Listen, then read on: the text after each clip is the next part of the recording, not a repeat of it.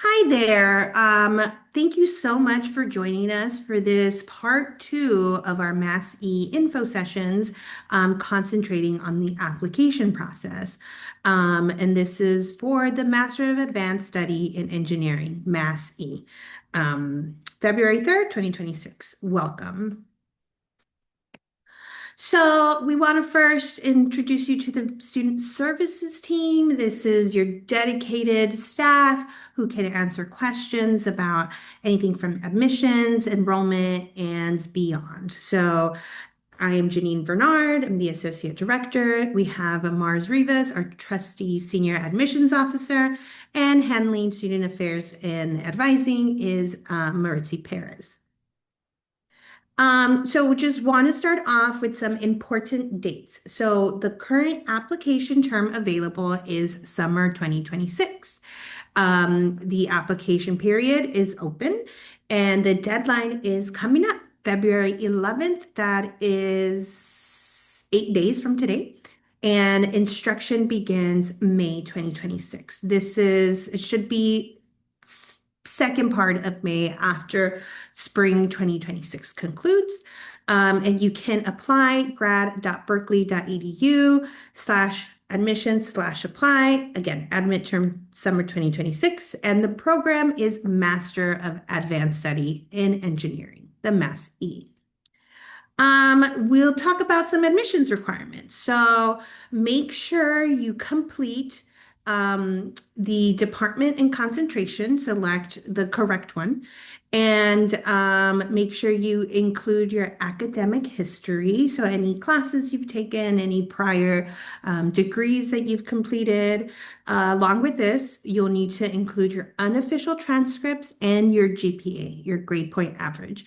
If you have a GPA that is not on the 4.0 scale, reach out to us.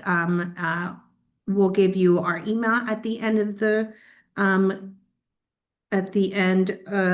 the presentation, and we can answer any questions you have. So there's also essays included, which includes the statement of purpose and personal history statement, 2 letters of recommendation. If you want to select a third letter, feel free to email that to us. I don't believe that you have the ability to submit it. I think it's limited to two letters. If you want a third, please reach out to us and we will share that email shortly. And make sure you also attach your resume or CV so that we can take a look at everything that you've done thus far in your career. And again, currently the application is open until February 11th, and this is for start term summer 2026. So how do you apply? You create the graduate application in graduate.berkeley.edu/apply. And again, double check the admit term and program, select graduate education 2026, 2027, summer term 2026, Mass East concentration, degree program. And this is important. You can only apply to one program per application cycle. So if you have already applied to another program and you have not received a response, please do not submit a second application. It will get rejected. We can only have one open application at any given time for graduate admission at this campus at Berkeley. And what does the asterisk mean? It means it is required to complete that section. So anything that has a little asterisk, make sure to complete to your ability as much as possible. So again, here's the program. Mass E and admit term summer 2026. This is what it's going to look like. The application deadline is, like I said, coming up in 8 days, February 11th, and this is at 8:59 p.m. Pacific time. So whatever that relates over to wherever you may be applying from, just make sure that you check to make sure it's still under the deadline of 8:59 p.m. California time, Pacific Standard Time. Here's some more information on the application. So you'll enter your concentration interests, You'll select your primary study emphasis and secondary study emphasis, and any other personal information that you have. Will you be sponsored by any of the following programs? And this is has an asterisk, so please go ahead and make that selection. Um, in your academic history, please include all the schools where you've received college credit. This includes universities which you have studied abroad or any community colleges that you've taken courses at. Unofficial transcripts, they're fine for review purposes, and they must include your name, the name of your university, the courses, the title of the courses you've taken, the dates when you've taken them, the grades you received, and if you've graduated from those, make sure it has the degree and the degree conferral information. Like I said, if you graduated from this program.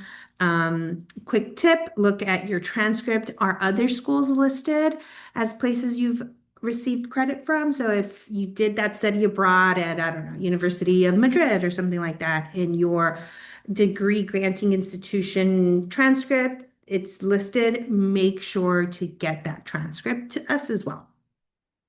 And so, yes, you'll need to list those schools and submit the unofficial transcript as part of your academic history. In terms of international transcripts, make sure to upload a scanned copy of your transcript, degree certificate, and/or translations for each institution after high school. If you graduated and your transcript does not show when your degree was conferred, please include a scan of your degree diploma certificate. The grading scale, it should also be included. It's typically on the back of your official transcripts. So just make sure that the front and back are scanned.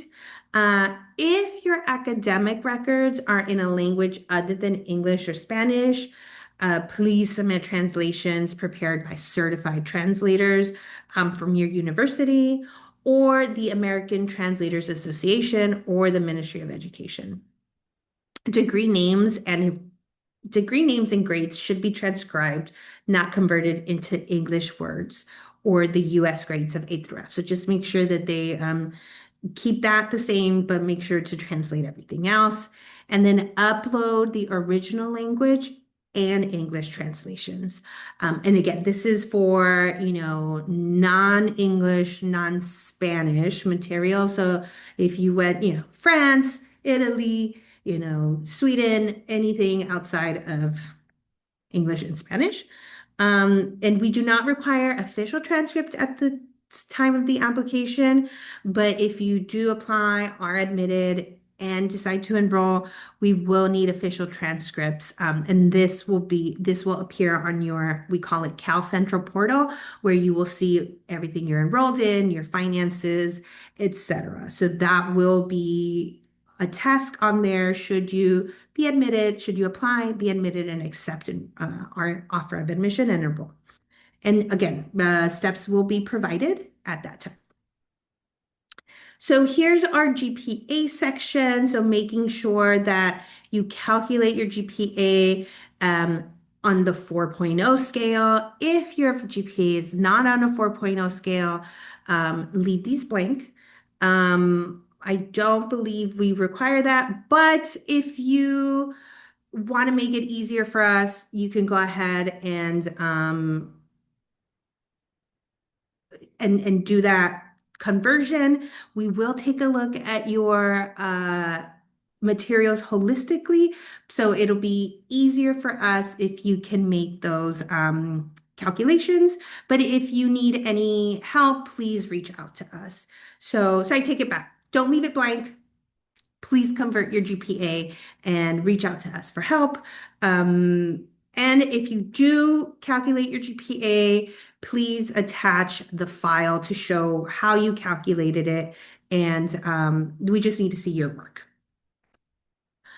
In terms of test scores, here's a big tip. So double check that your name, date of birth, and email are the exact same on your application and any TOEFL scores, any test scores that you submit. This is because if there's any change between your name, date of birth, email. Even if you include your middle name in one and not in the other, or if you have an accent in your name and you include it in your materials for your application, but not your test scores, the system will not automatically match these materials, and you will need to let us know that this is still missing, and then we manually go in and make the auto merge happen for you. So TOEFL IELTS, this is evidence of English language proficiency, and it is required of all applicants with basic degrees from countries in which the official language is not English. And this applies to everybody, even US citizens. So if I, a US citizen, were to have received my basic degree from France, I would still need to take a TOEFL or IELTS. The requirement follows your basic degree institution, not your citizenship. And for the TOEFL, please be sure to submit the scores using the code here, 4833. And your most recent score must be at least, I think they just changed this. So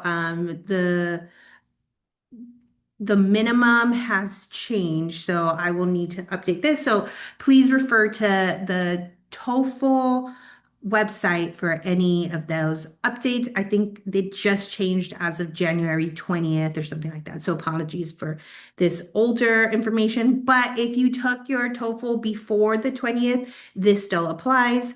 And then IELTS remains the same. It should be minimum 7 on a scale of 9. And in terms of exemption, you are exempt if you have a basic degree from a recognized institution in a country where the official language is English. So if you did your basic degree in the US, in Canada, except for Quebec, or if you did your basic degree in the UK, you do not need to submit the scores. But if you know, got a degree from France or from India or from Thailand, sometimes even if the language taught was English, we still require that TOEFL. And then another way to be exempt from this is to have a basic or advanced degree at an institution in the US or abroad where the language of instruction is English. So this is actually if you have, say you got your basic degree from France but then you have a Master of Science in Physics, and you came here and you got a 3.0 GPA or above, then you're also exempt from this requirement. Or if you have, again, completed a basic 1 year or full-time academic coursework with a grade of B or better. So basically, if you have any additional degrees outside of that basic degree that were completed here in the US, you qualify for an exemption. We'll touch a little bit on the essays. So please note this is just a touch of personal history statement. We have another session tomorrow, which will go deeper into these essays. And I realize I should remove this capstone experience. Apologies for that. So your statement of purpose. There's two essays, statement of purpose and personal history statement. Your statement of purpose should be 1,000 words, same for personal history statement. And it should describe your goals, your career goals, and how this program will meet your professional aspirations. If you're entering the field, tell us about your engineering interest and the skills you wish to acquire during the program of study. And then also describe how you hope or expect to contribute to improving engineering in your future professional endeavors. And then your personal history statement should also be 1,000 words or less. about 1,000 words or less, should describe who you are, your family, the experiences that make you a unique individual, and your connection and motivation for working in the engineering field. This essay should leave the admissions committee with a better understanding of who you are as a person. So it's kind of two sides to the same coin. Personal history statement is kind of slightly biographical, whereas your statement of purpose is kind of a list of things, not a list of things, but your action plan and an outline of what you want to do with these skills and how you plan to engage them in your career goals. And so here's a statement of purpose. Articulate your interest, background experiences, and passion in engineering and how it relates to your future goals. Make sure to highlight your skills, but also any gaps that you have in knowledge that you want to expand, right? You don't know everything. So, of course, you're coming to school to get additional training. What do you hope to learn within the program? And how will this affect your ability to accomplish your career aspirations? Make the argument for why now, what has changed in your career or in your life that makes now a good time to engage in this program. Why UC Berkeley and why this program, and why this specific focus area. Don't just repeat your resume, and make sure the maximum word count is 1,000 and try to stay at that or under. Now, in terms of the personal history statement, in this section, you may include any relevant information on the following: any barriers you've overcome, how you've overcome them, barriers to accessing higher education. And this is, provide context for any gaps or inconsistencies in grades or test scores. Maybe you were sick, what are the terms, or you were caring for somebody that was sick, or you had to take on multiple jobs to get through a semester or an academic year. Also, how have you come to understand the barriers faced by others, right? Maybe you haven't had too many barriers, you've been lucky, you've been fortunate, but how have you seen other people struggle, and maybe any inspiration that you've drawn from that to to help alleviate that for them, and in terms of making the engineering field more inclusive, accessible, and having a bigger impact. Any academic services that you've had to your academic service to advance equitable access to higher education for women, any racial minorities, or individuals from other groups that have been historically underrepresented. So again, maybe your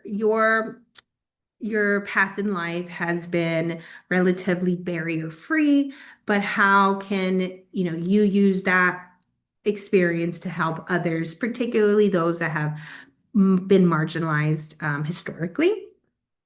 You can also talk about your research focused on underserved populations, should that apply, or related issues of inequality. Any leadership you've had among such groups. Allow yourself to reflect and express any key experiences that have prepared you or motivated you to pursue graduate school, and specifically the field of engineering. Make sure to highlight your passion, maturity, focus, and strong motivation. Again, maximum word count 1,000. And the personal history should not duplicate the statement of purpose. So again, personal history statement, a little bit more biographical, statement of purpose, kind of more, this is what I want to do, X, Y, Z. And those things might change, but in this moment, that's what your goals are. Couple tips for both essays. Be conscious that the review team is reading many essays, so try to be concise and careful with your language in order to make really those 1,000 words count, and make sure that it's focused and readable. Remember to tell stories that are unique to you, that really kind of shaped you, and then by adding these specific details and talking about what you're passionate about, that's what really makes you stand out. And make sure to proofread. It's important to demonstrate strong and clear writing skills. So make sure You do it ahead of time, maybe now, and or maybe you've already written something, and so just make sure that you get a couple people to read through your essays. In terms of letters of recommendation, there's two required. Again, if you want a third, you can email us, and I'll share that email shortly. Double check that you have their correct email as well, because when you enter it, they'll get reminders to that email. So if the email is incorrect, the reminders are going to get sent into the void. So if your letter writer is having trouble submitting, so try switching browser or check that have them check that they're uploading a PDF.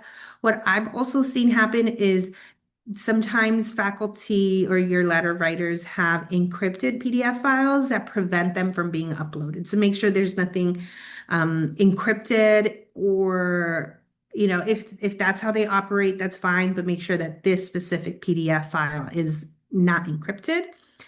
And then some recommendations for your letters of recommendation from us.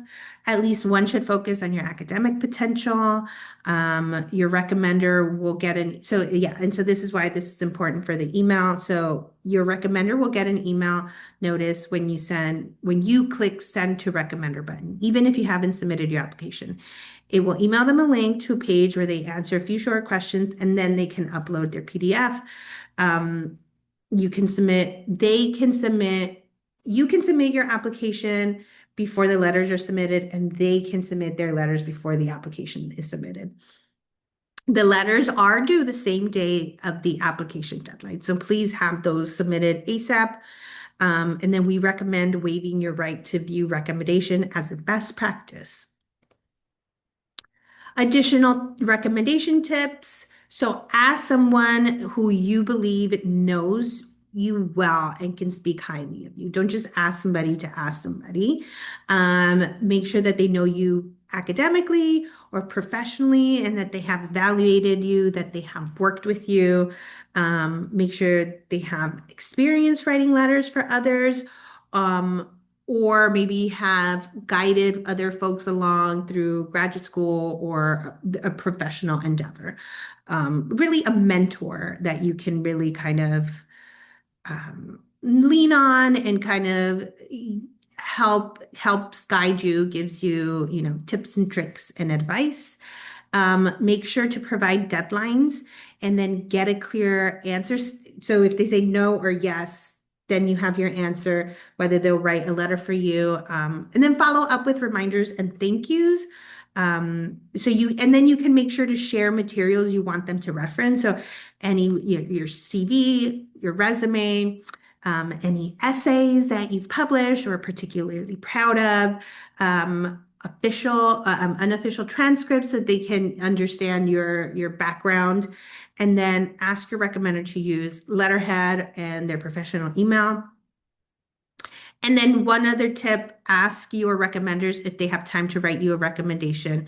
So this is, first things first, if they have time, given that you're giving them the deadlines, and that they can write you a strong recommendation.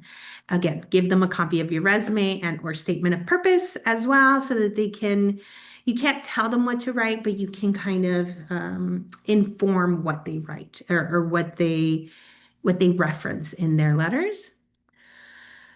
There is a scholarship application section in the application. So we are pleased to offer limited scholarships to qualified candidates. These are partial limited scholarships based on criteria, including academic merit, financial need, overcoming any personal, academic, or professional barriers, and then any experience with diversity. Please communicate these in the economic background section, personal history statement, or personal information section. We do have an application fee that is required to submit, that is required for your submission to be processed. Yes, so process application payment by deadline and to be considered for review. Credit cards and debit cards are accepted. There are fee waivers that are limited in scope. You can look these up in the graduate admissions website. We cannot give waivers outside of that criteria, and our department is not responsible for waivers granted outside of, by the graduate division. So that's up to them based on their criteria. And if you do not qualify for that, apologies, we are not able to give waivers. And so here is the waiver information. So there are fee waivers for students who demonstrate financial need and others who have participated in certain programs. Once you complete your biographical information and personal background sections of the application, the fee waiver will automatically appear in the fee waiver if you're eligible, in the fee waiver section if you're eligible. Only U.S. citizens or current permanent residents are eligible for an application fee waiver. Undocumented students, AB 540 and non-AB 540 may be considered for an application waiver if they demonstrate financial need. And you can visit prospective undocumented graduate students for additional information. And then the website, graduate division website for the fee waiver information, grad.berkeley.edu/admissions /application -process /fee-waiver. So what happens after you submit? You can still check the status of the materials received or processed within your application portal. So we aren't able to, give individualized updates, but you can check yourself on the portal. And so you can check to see if there's any fee waivers that were processed, or, if your test scores have come in, letters of recommendation have come in, and that is where you'll receive offer of admission or denial. The admissions committee will review the applications and recommend the top applicants out of all those completed applications. We are not able to edit applications after the submission. And the Office of Graduate Division does a final review for each application and provides final approval. So I should say we can only offer a recommendation of admission. We send that over to graduate admissions within the graduate division, and then they're the ones who do all the final checks, make sure that all the materials are submitted that are required, and they make the final decision. And they send that formal offer of admission. So application checklist. Statement of purpose, 1,000 words max. Personal history statement, 1,000 words max. Your current resume or CV, 2 letters of recommendation required, including at least one from a former professor, if you can, or someone who can speak to your academic potential if you do not have a professor that can provide that. Your transcripts, which may be unofficial for all college level coursework, degree certification and translated copies if necessary, your test scores, send TOEFL IELTS scores to code 4833, and then application fee documentation for fee waiver only if applicable, if you qualify for that fee waiver. And yes, so here is our email that you can send any questions to, that if something isn't clear, and if you have any questions about fee waivers, you can also visit our program website, mass-e.engineering.berkeley.edu, and we are happy to answer your questions and provide any and receive any feedback from today's session or whatever you want to give us feedback about. And we look forward to connecting with you. So thank you for your time and best of luck moving forward. And that concludes this info session for the application process for Mass-E. Thank you.